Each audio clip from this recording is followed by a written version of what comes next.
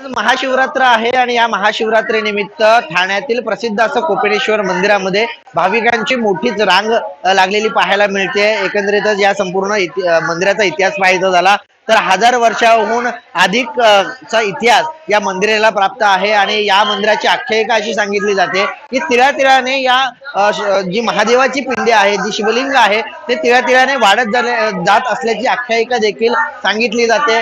महाराष्ट्रातील सर्वात मोठी जी शिवलिंग आहे ती याच मंदिरामध्ये आहे आणि याच मंदिरातील याच कोपिनेश्वराचं दर्शन घेण्यासाठी आज सकाळपासूनच म्हणजे पहाटे 3:30 वाजल्यापासून ज्यावेळेस विधिवत पूजा या संपूर्ण मंदिराची करण्यात आली त्या वेळापासूनच या संपूर्ण मंदिरामध्ये भाविकांची गर्दी जी आहे ती होताना पाहायला मिळते। आपल्यासोबत पुजारी आहेत। सर, काय सांगाल, कशा प्रकारे या मंदिराची पूजा केली जाते? महाशिवरात्रीचं काय नेमकं महत्व आहे? 1:30 ते 2:30 आमची ब्राह्मणांची पूजा असते।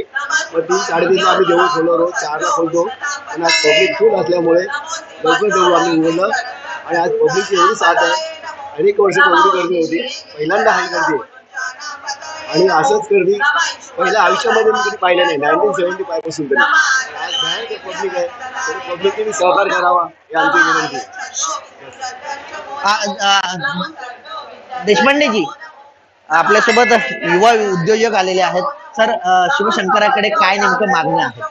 शिवशंकरांनीच आपल्याला सगळं दिलं, त्यांच्याकडे मागणं तेवढं कमी आहे आणि मला वाटतं त्यांचा आशीर्वाद जो आज आहे आपल्यावरती, सो मला वाटतं that is only very important thing kind of. So मला वाटतं त्यांच्या हेच करेल पूर्ण देशभरामध्ये जे आपलं कार्य आहे अफोर्डेबल हेल्थकेअर बद्दल ते आपण जास्तीत प्रमाणामध्ये वाढत पाहिजे। That is very good.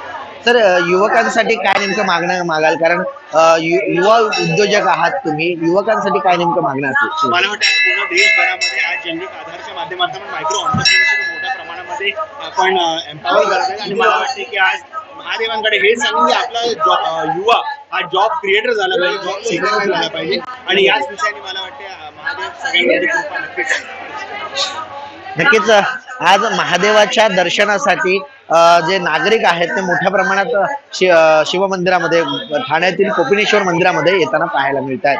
Video journalist Nityanand Naik, Kunal Bhoite, Jai Maharashtra news, Thane.